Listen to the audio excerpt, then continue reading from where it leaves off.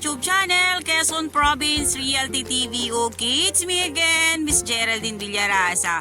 Okay po, andito pa rin po ako sa San Andres, Quezon. Meron pa rin po akong ilolocate na isang property. Siya naman po ay gilid pa rin po ng National Highway. Then ito po property na to, ang frontage niya po dito sa National Highway is nasa 150 meters. Then ang sukat po niya is 1.2 hectare. Then, dun po sa 1.2 hectare na yon, meron po tayong babawasin doon na nasa 900 square meter na evacuation center. Okay po, tara po at papasukin po natin yung 1.1 hectare na along National Highway ng San Andres, Quezon. Okay po, ayan na po siya. Bago nga po pala lahat, bago ko po pasukin, mula po doon sa town proper ng San Andres, Quezon hanggang dito po sa property ay nasa 10 kilometers po ang layo niya. Okay po, ito po ay flat na flat pa rin. Ayan po, dito po wala pa rin pong problema about sa electricity kasi meron po siyang source of electricity.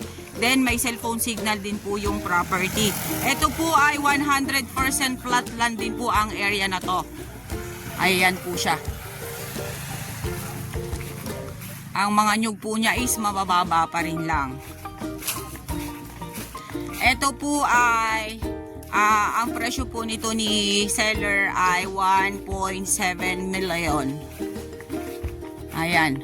Sa 1.7 million, meron ka na pong 1.1 hectare along National Highway. Ayan po, flat na flat pa po siya. Wala po akong masabi sa kaplatan po ng property na to. Ayun, dun po sa side na yon, meron po siyang Indian Mingo. Ayan.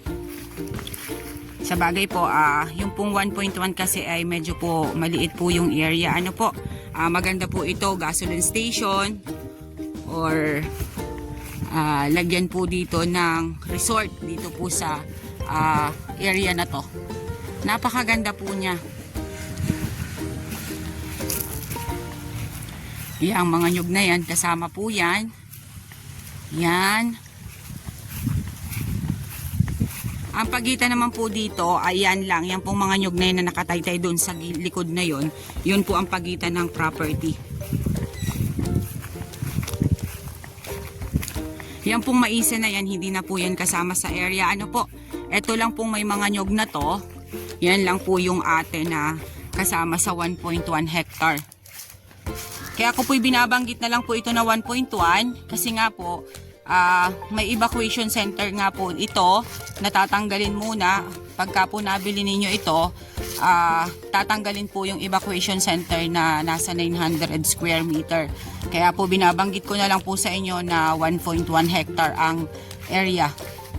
Ayan, ito pong nyug na to, yan po yung boundaries dito sa likod. Ayan, meron po tayong Indian Mingo dun sa side na yon. Then, ayun, meron pong duhat. Yun lang po ang fruit bearings dito po sa loob ng area. Then, ang mga nyug po niya, makikita naman po natin na talagang maliliit pa po siya or matagal pa nating mapapakinabangan yan. Hindi ko lang po sure kung yan ay mga coconut dwarf. Ayan. Dito po tayo sa mga pagdulunan dito sa likod. Ano po? Para po makita natin.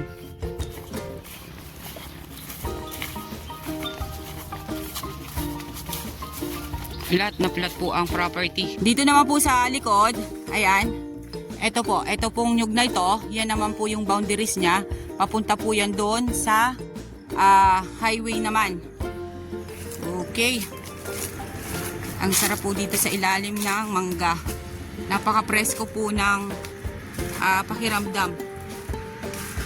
Medyo po tarik ang araw pero hindi naman po siya masyado.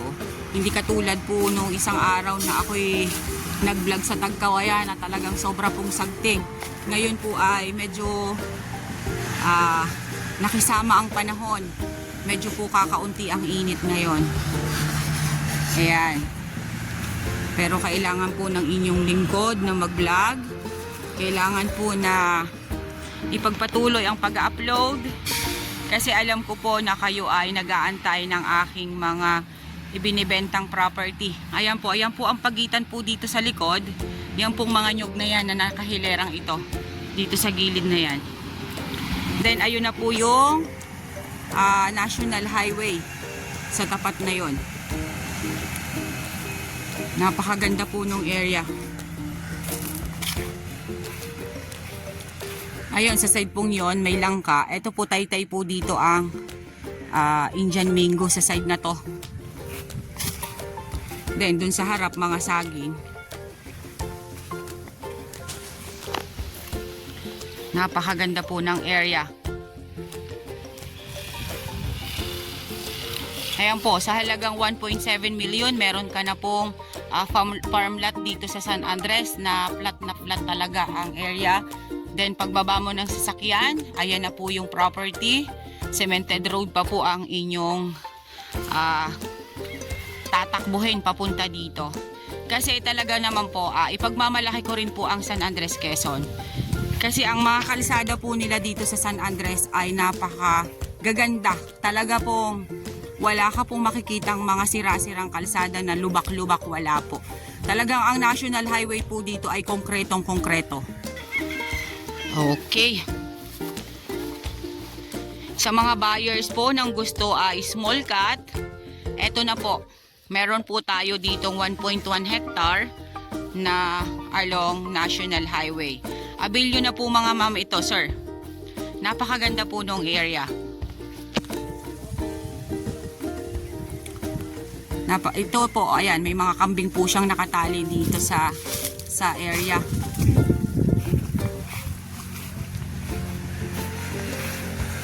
Wala po akong masabi sa ganda ng property.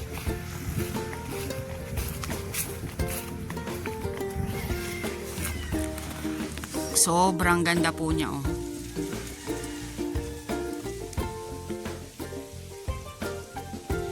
Hindi po siya katulad ng mga ibang area na nabablog ko na medyo talaga mga pabundok. Ito po, flat na flat po talaga yung area.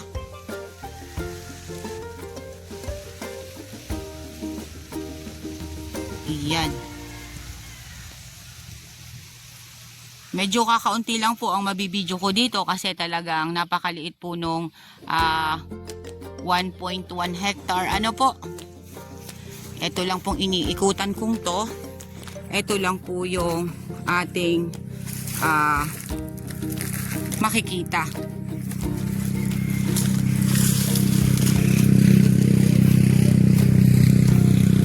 Ito po ay nasa 11,000 square meter lang po siya mahigit. Ito pong area na to. Nasa 11,100 square na lang po yung matitira dun sa 1.2 hectare.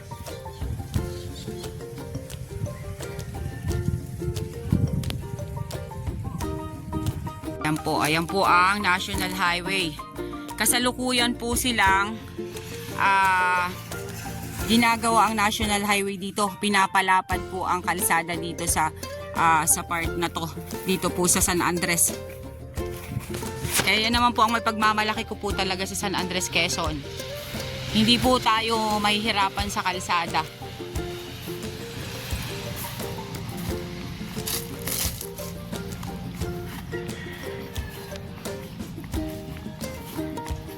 Napakaganda po niya. Oh, flat na flat talaga siya.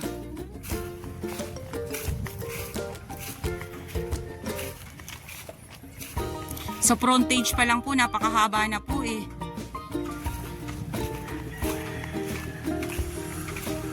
Dito po sa lugar na to, wala pa po ditong gasoline station. Kaya mas maganda po ditong magtayo ng gasoline station sa area na to. Yung po mga buyers natin, ang mga business minded, ayan, ito po, ang ganda po nito. Ang ganda po nitong paglagyan ng negosyo. Kasi talagang ang haba-haba po ng frontage niya. Then, flat na flat pa po siya.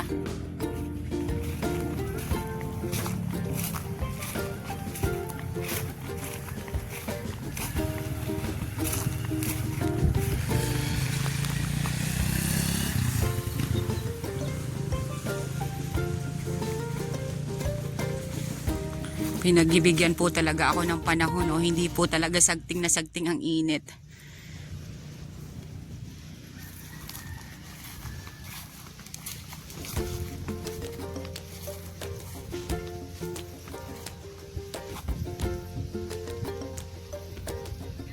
Ang ganda. Okay guys, sabihin nyo na po ang property namin. Dito po ito sa San Andres, Quezon. Ang nasa title po niya is 1.2 hectare. Then yun nga po, binanggit ko po sa inyo.